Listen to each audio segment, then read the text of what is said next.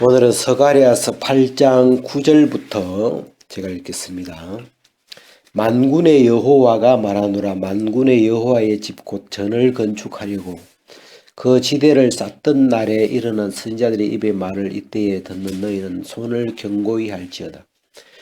그 날 전에는 사람도 싹을 얻지 못하였고 짐승도 싹을 받지 못하였으며 사람이 대적을 일하여 출입에 평안치 못하였었나니 이는 내가 무사람으로 서로 치게 하였음이니와 만군의 여호와가 말하노니 이제는 내가 이 남은 백성을 대하기를 전일과 같이 아니할 것인즉 곧 평안한 추수를 얻을 것이라. 포도나무가 열매를 맺으며 땅이 산물을 내며 하늘은 이슬을 내리니 내가 이 남은 백성으로 이 모든 것을 누리게 하리라. 유다 족속과 이스라엘 족속과 너희가 이방 가운데서 저주가 되었으나 이제는 내가 너희를 구원하여 너희로 축복이 되게 하리니 두려워 말지니라. 손을 견고히 할지니라. 여기까지.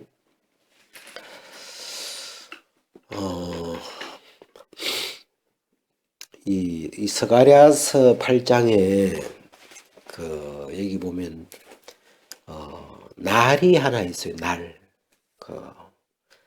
그 지대를 쌓던 날. 여호와의 전 지대를 쌓던 날. 날이 나와요. 날.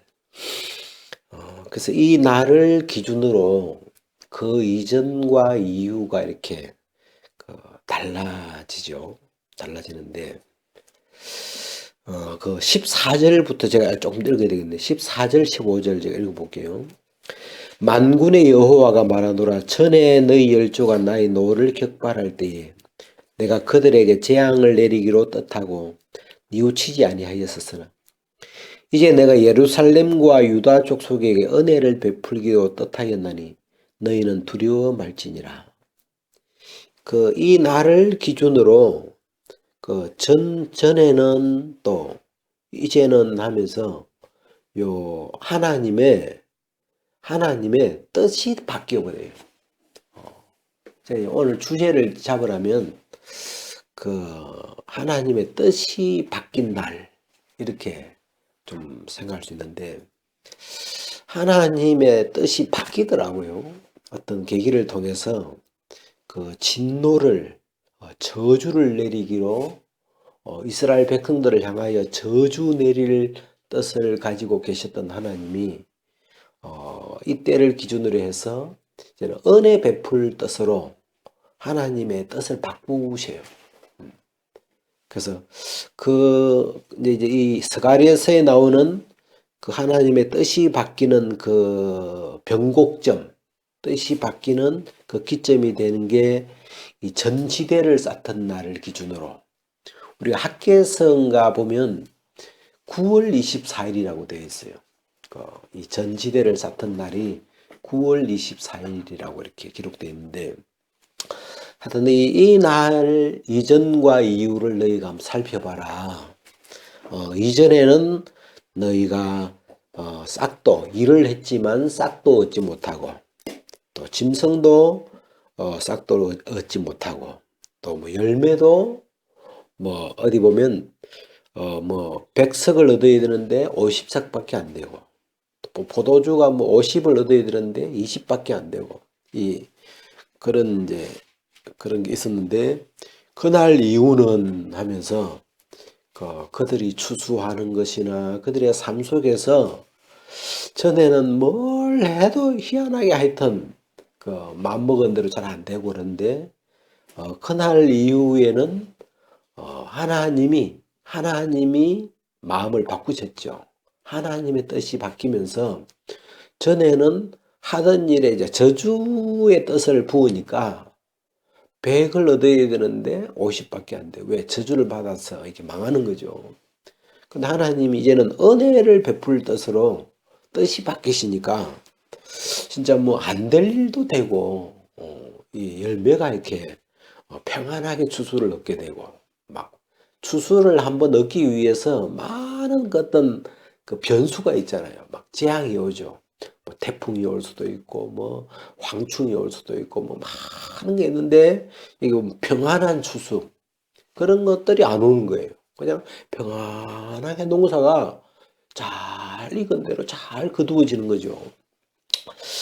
그러면서 너희가 한번 그날과 이전과 이후를 한번 살펴봐라. 그러면서 이 스가랴서에서는 그 여호와의 전지대를 쌓던 날, 그 날을 하나의 그 기점이 되는 그런 날로 표현하고 있는데,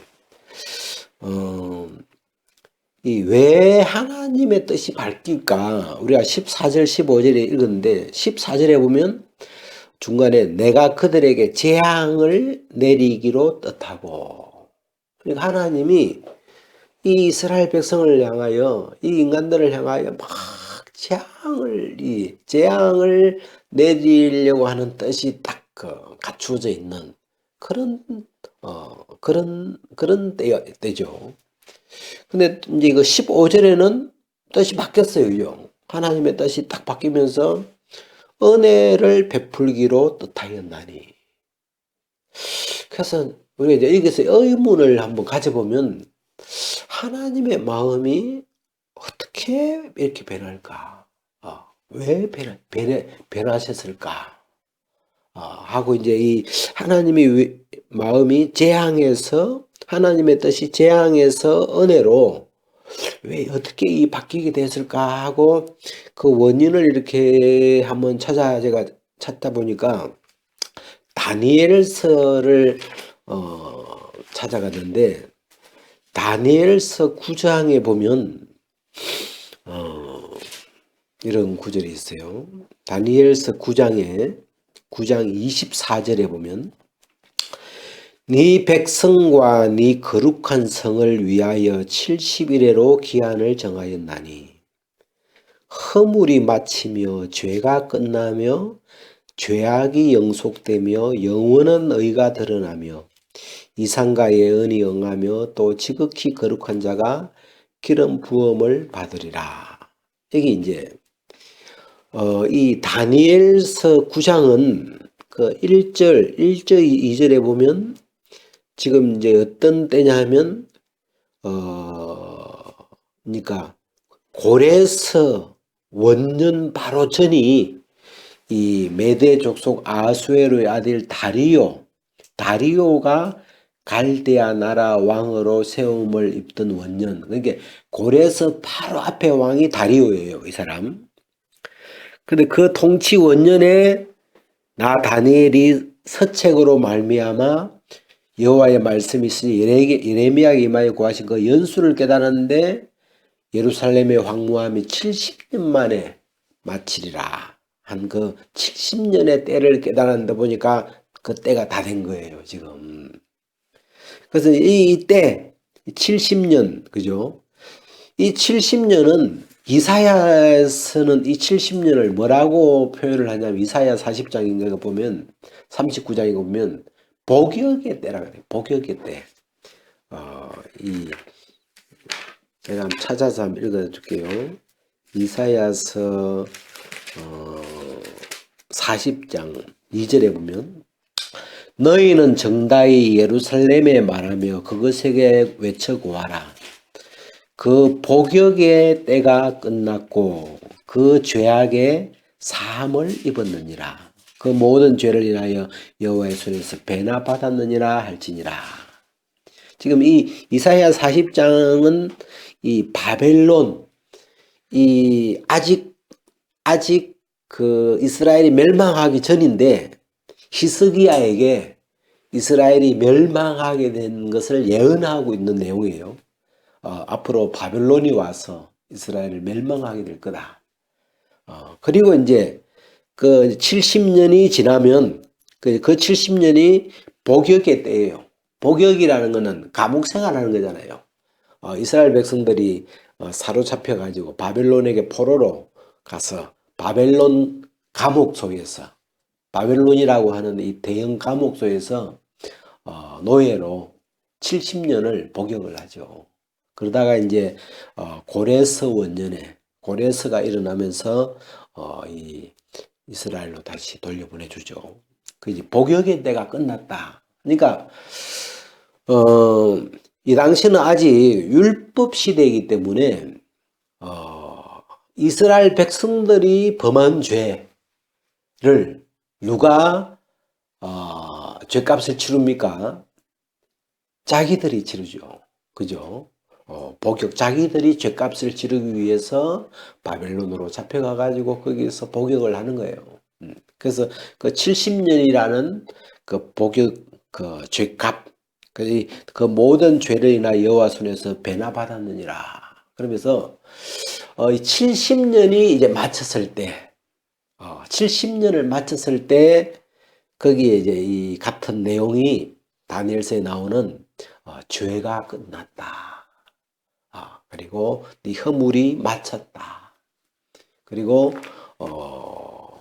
죄악이 영원히 속죄됐다. 그 다음에 영원한 의가 드러나리라.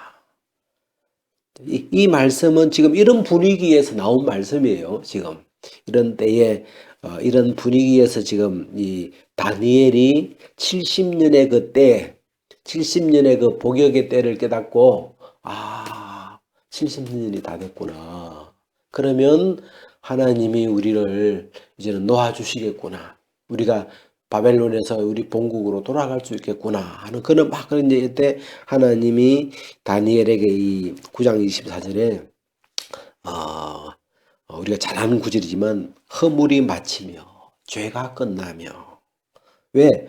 여기서는 이스라엘 백성이 죄값을 다 치른 거예요. 그죠? 이들이 죄값을 율법을 따라서 죄값을 다 치르면서 이제 죄가 끝나게 됐죠. 그리고 여기 이제 지극히 거룩한 자가 기름 부음을 받으리라 할 때 이게는 그 시대 상황으로 볼 때는 우리가 지난번에 이야기했던 그 순이라 이름하는 자가 기름 부음을 받으리라. 순이라 이름하는 자가 돋아나서 여호와의 전을 건축하리라. 그 순이라 이름하는 자에게 왕관을 씌워줘요. 왕이 되죠. 여호수아는 이 스가랴서에 나오는 여호수아는 본래는 족보상으로는 스룹바벨이 왕이 돼야 맞아요. 예수님의 족보상을 보면 근데 이 여호수아가 왕관을 써요. 하여튼 그래서 이 여호수아는 제사장이면서 대제사장이면서 왕이 되는 그런 사람이죠. 그래서 그 사람이 이제 이 기름 부음을 받는데 그 25절 다니엘서 9장 25절에 보면 그러므로 너는 깨달아 알지니라 예루살렘을 중건하라는 영이 날 때 이 예루살렘을 중건하라는 영 이건 고레서가 한 영이죠. 예루살렘을 중건하라. 고레서 원년에 고레서가 이 명을 내렸죠. 그때부터 기름 부음을 받은 자 곧 왕이 일어나기까지 7일에와 62일에가 지날 것이요. 뭐 이런 이야기가 쭉 이제 진행이 돼요. 그래서 이제 이 고레서 원년에 이제 이 이스라엘 백성이 이제 돌아가는데 이 기름 부음을 받은 자까지 또 7일에와 60일이니까 69일에가 지날 것이다 하고 이런 내용이 쭉 있는데 우리가 이제 제가 이제 오늘 이야기하고 싶은 그 어떤 내용은 하나님의 뜻이 진노를 내리려고 저주를 내리려고 그래서 우리가 스가랴서 본문에도 아까 나왔죠. 너희가 이방 가운데서 저주가 되었으나 이제는 내가 너희를 구원하여 너희로 축복이 되게 하리니. 그러니까 전에는 너희가 저주였는데 이제는 9월 24일을 기점으로 이제는 오늘부터는 너희가 축복이다.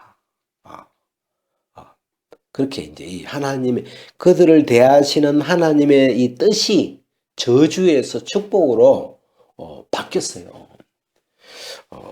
그래서 이때부터 이제 이스라엘 백성들은 복을 받는 거예요. 그 전까지는 모든 게 막 어디를 가도 저주만 받죠. 왜? 하나님이 뭐 직접 저주를 주시는 것도 있겠지만 이방 족속들의 눈에 이 유대인들은 저주거리로밖에 안 보여요. 저것들이 와가지고 저주를 몰고 왔다고 막. 이 이방 사람들이 유대인들을 보면 그 꼭 무슨 뭐 전염병균처럼 막 그런 저주거리로 보이는 거죠. 그래서 히틀러 같은 이런 사람들도 막 그 유대인들을 그냥 다 잡아 죽이려고 죽였잖아요. 하여튼. 그래가지고 근데 이 하나님의 마음이 어떻게 변했을까?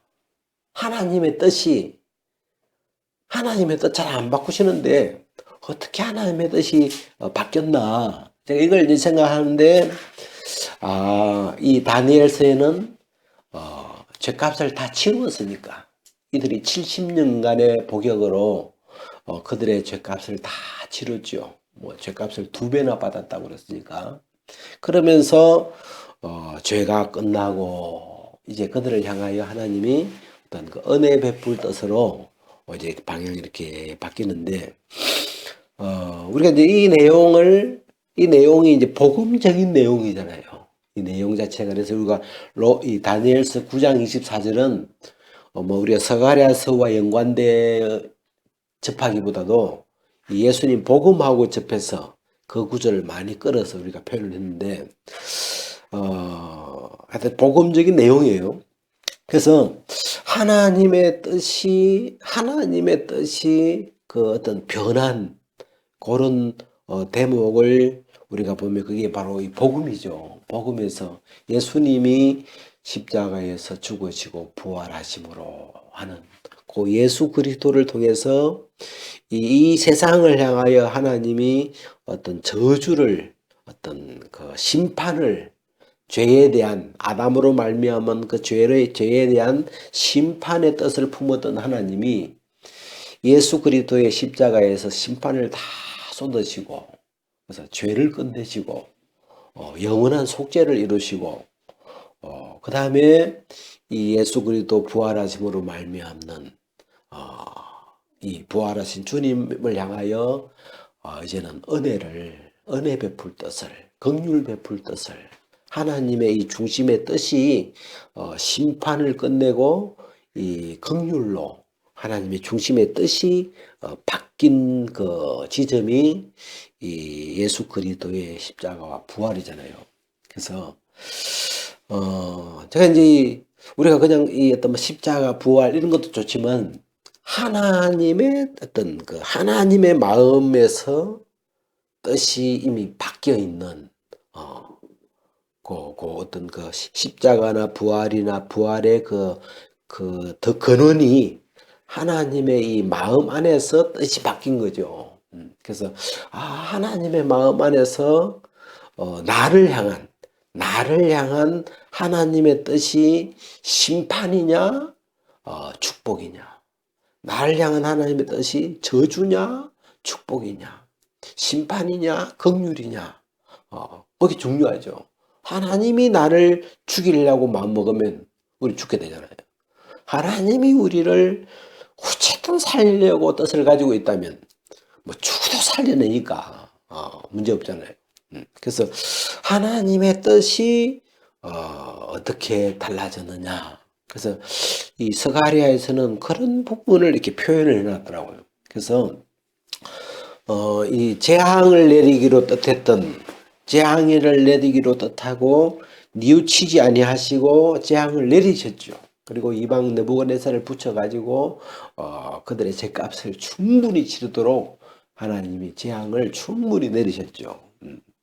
그리고 하나님이 때가 차서 기한이 차서 하나님이 그 정해놓은 70년이라고 정해놓은 그 복역의 때가 마치자 하나님의 마음이 이 은혜 베풀 뜻으로 바뀌는데 더 분명하게 하시기로 이렇게 여호와의 전에 기초를 놓는 날을 기점으로 하나님의 이 마음의 뜻이 바뀌어버려요. 그러면 이제는 은혜 베푸기로 뜻하였기 때문에 이제는 두려워하지 마라. 이제는 손을 강하게 해라. 이제는 하나님이 너희와 함께 하신다. 하나님이 너희에게로 돌아오셨다. 그러면서 이 이스라엘을 위로하거든요. 그래서 이 시대에도 마찬가지죠. 이 시대에도 우리를 향하신 또는 나를 향하신 그 하나님의 뜻이 심판일까 긍휼일까? 그게 이제 명확해지면, 그러니까 전에 제가 이제 우리가 이제 이런 복음을 쭉 나누면서 이 복음은 하나님의 뜻이잖아요. 이 예수 그리스도를 보내신 이 하나님의 뜻이 복음으로 나타나 있는데, 그 복음 안에서 이 심판을 끝내시고 우리를 새 사람으로 바꾸시면서 이 진노의 그릇에서 긍휼의 그릇을 바꾸는 그 부분이 이제 그게 하나님의 뜻이죠. 하나님의 중심의 뜻이 나를 향한 하나님의 뜻이 진노에서 긍휼로 바뀐 걸 제 마음에 이렇게 명확하게 딱 본 순간, 이제 하나님이 나에게 주실 건 긍휼밖에 없구나. 그게 제 마음에 이제 명확해졌어요, 그때. 그러고 얼마 있는데 그 흉한 일이 있었어요. 제 개인적인 삶 속에 정말 안 좋은 이런 일들이 막 닥쳤는데, 그날 내가 참 신기했던 건, 이 사건은 참 안 좋은 사건인데 그 사건이 내 마음에 진노로 담기지 않는 거 있죠. 그러니까 하늘에서 눈이 내려왔는데 뭐 땅에 내릴 때는 비로 바뀌는 것처럼 분명히 표면적으로는 이렇게 안 좋은 사건이 오는데 내 마음에 그게 진노로 담겨 들어오지를 못하는 거예요. 왜? 하나님을 봤으니까. 나를 향한 하나님의 뜻이 진노는 예수님께 다 부어버렸고, 나를 향하여 긍휼을 베푸시려는 그 마음으로 뜻이 바뀐 걸 제 마음에서 분명히 봤고 아니까, 내 눈에, 내 보기에 또는 사람들이 이야기할 때 저건 진노야, 저 사람 저주받는 거야, 막 이렇게 비웃음 칠 수 있지만, 제가 아는 하나님, 제가 만난 그 하나님의 중심의 뜻은, 나를 향한 저주와 진노는 십자가에서 예수 그리스도가 나의 모든 죄와 허물을 인한 모든 죄값을 예수 그리스도가 다 당하신 걸 받고, 그 다음에 그 증거가 피가 내 마음에 있고, 그리고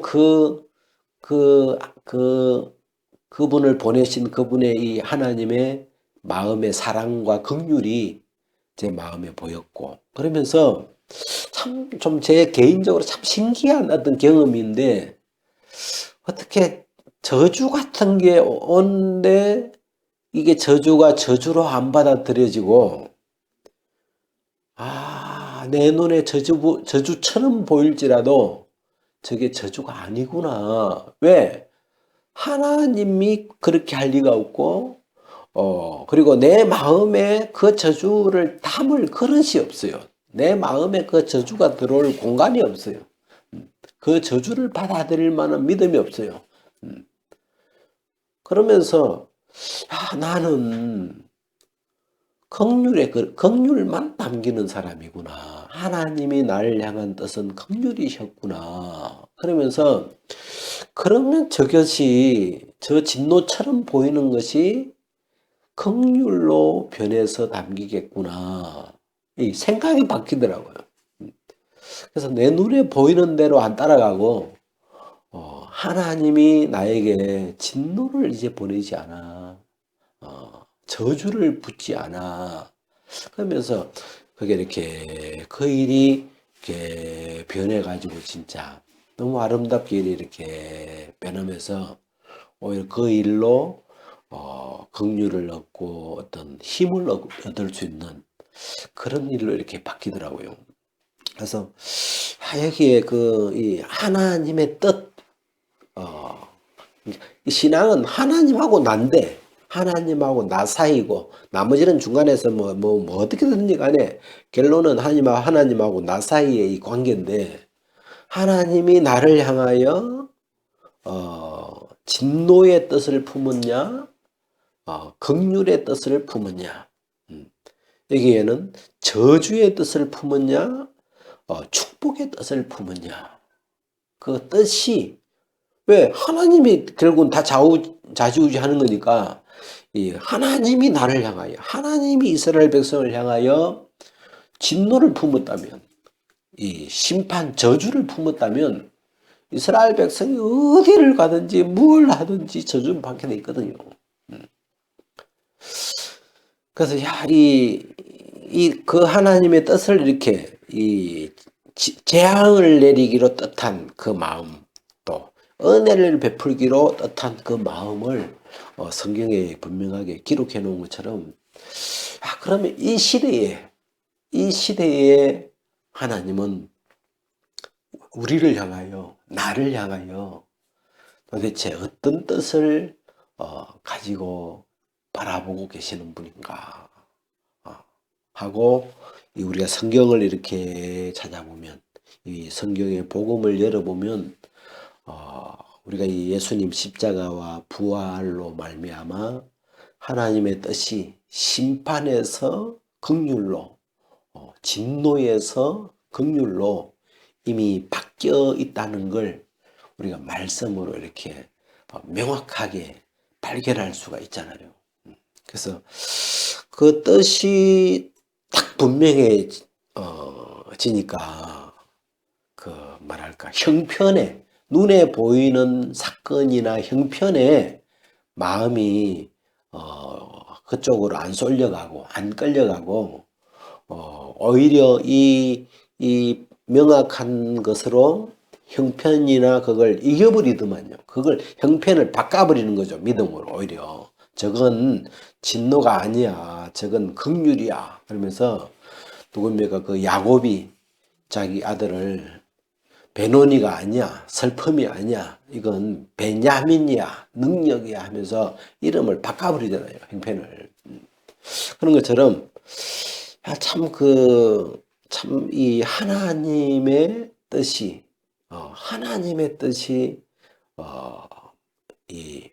분명히 딱 분명해지는 것. 그게 참 우리 신앙에 있어서 굉장히 중요하구나. 그래서 우리가 이렇게 이 스가랴서는 아직 율법 시대이기 때문에 이 이스라엘 백성이 율법을 어긴 그 저주, 그 벌을 그들이 받죠. 죄가 끝나며 했을 때, 그 죄가 끝나면은 예수님이 피를 흘려서 끝났다, 그런 내용이라기보다는 그들이 죄값을 다 치른 거예요. 이스라엘 백성이 얼마나 많이 죽었습니까? 바빌론에 철저하게 짓밟혀가지고 이스라엘은 다 무너지고, 예루살렘 다 무너지고, 뭐 다 죽고, 뭐 겨우 몇 사람 이제 포로 잡혀가지고 남은 거거든요. 철저히 짓밟힌 그 심판을 받은, 2배나 받았다 그러잖아요. 그래서 그 율법의 저주를 다 받은 건데, 우리가 이제 이 성경을 좀 크게 보면 하나님의 어떤 마음이 율법적인 어떤 그 뜻에서 이 복음적인 뜻으로 하나님의 이 마음의 세계가 바뀌었죠. 지금 이 시대의 하나님의 마음은 율법이, 예수 그리스도가 오시면서 율법식으로 우리를 대하시지 않죠. 율법을 잘 지키면 뭐 복을 이렇게 왜? 하나님의 마음의 그 뜻이 예수 그리스도가 오시면서 율법의 마침이 됐다 하고, 이제는 예수 그리스도를 보내신 그것이 하나님의 뜻이에요. 그래서 우리가 신약에서 예수님이 오신 이후에 그 예수님을 통해서 하나님의 뜻을 찾아보면, 하나님의 뜻은 내 아들을 보고 믿는 자마다 영생을 얻는 것이 내 아버지의 뜻이다. 이 아들을 보고 믿는 것이 이 하나님의 뜻이, 아들을 주신 건 심판하려 하심이 아니고 영생을 얻게 하려 하십니다. 이게 이 아버지의 뜻이에요. 그래서 이 시대에 이 우리를 향한 하나님의 뜻은 하나님이 다 해놓고 우리 죄도 다 씻어놓고 사해놓고 우리를 거듭나게 해놓고 그 예수 그리스도를 받아들이도록 아들을 믿는 자마다 영생을 얻는 것이니라. 이 아들 안에 영생을 담아서 이 아들 안에 죄사함을 담아놨고 아들 안에 거듭남도 담아놨고 아들 안에 영생이 담겨있기 때문에 누구든지 받아들이면 영생을 얻도록 하는 것이 이게 하나님의 뜻이에요. 이게 이 시대에 하나님이 우리를 향하여 갖고 있는 그 하나님의 뜻, 그 뜻이 뭐냐? 그 뜻은 믿는 거죠. 이 예수 그리스도를 그대로 받아들이는 그게 아버지의 뜻이죠. 그래서 제가 이 스가랴서를 보면서 이 전 시대를 낳던 날, 그 날을 기준으로 그 이전과 이후에 이 하나님의 뜻이 명확하게 달라지는 걸 보고 하나님의 뜻이 어떻게 변했을까? 왜 변했을까?